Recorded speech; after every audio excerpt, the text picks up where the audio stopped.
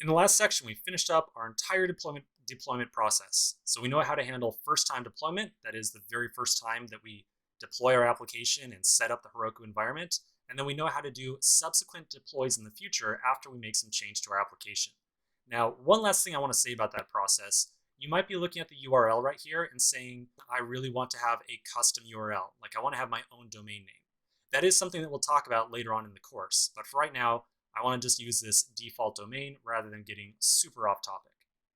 So let's talk about the next feature we're going to be working on. I'm going to change back to one of the diagrams that we looked at much earlier in the course.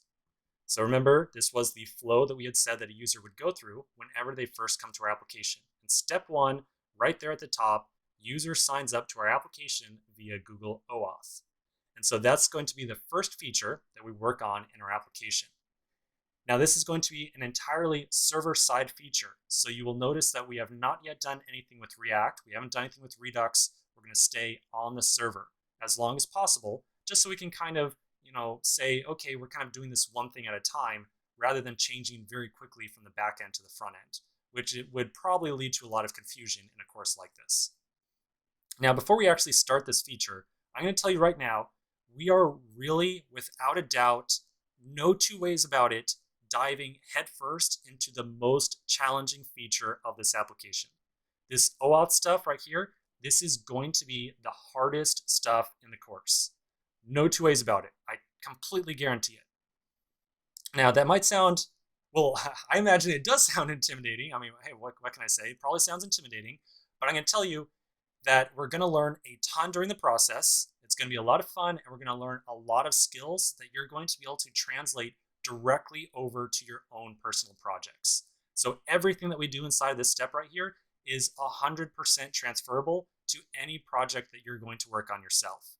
Now later on in the course, we're going to start doing some very application specific logic around, handling campaigns and whatnot and all that kind of stuff, showing reports and stuff. And all that stuff is very specific to this app that we're building. And so you're definitely going to learn a lot during that phase, but it's all going to be kind of tailored around this app that I dreamed up.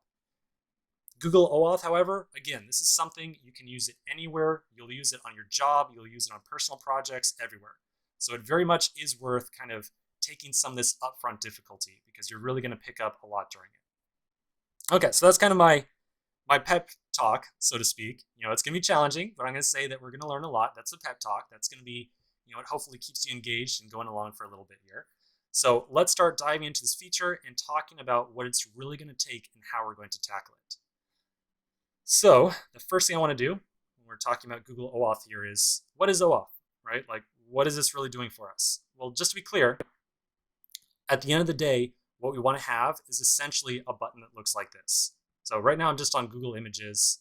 I just looked up a random sign in with Google, but I'm positive, without a doubt, you've seen a button like this in the past on some other website. Something that says sign in with Google or sign up with Google. Something that says, just, you don't have to make your own email and password on this website.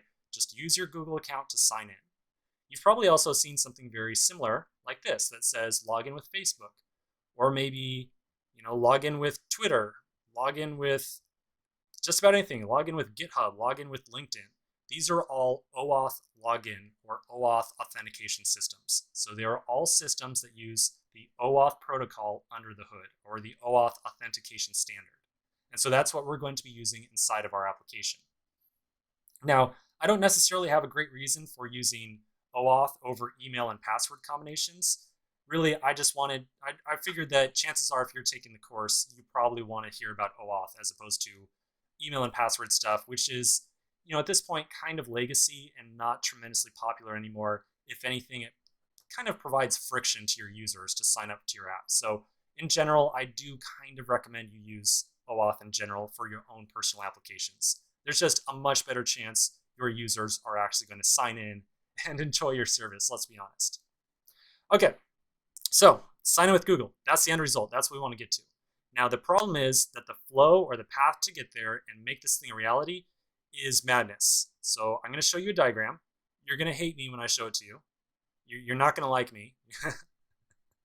So here it is. So here's the diagram. This is the entire flow. Let me get the right zoom level here. There we go. So this is the entire flow that we are going to implement to get Google OAuth to work with our application. Many steps, a lot of stuff going on. Yes, it is confusing. Like I said, this is not going to be a walk in the park, but we're going to do it all from scratch as much as possible, and you're going to learn a ton about how Express works. You're going to learn about how Mongo works, MongoDB, and a lot of associated technologies around the way. So we're not going to go through this flow right now.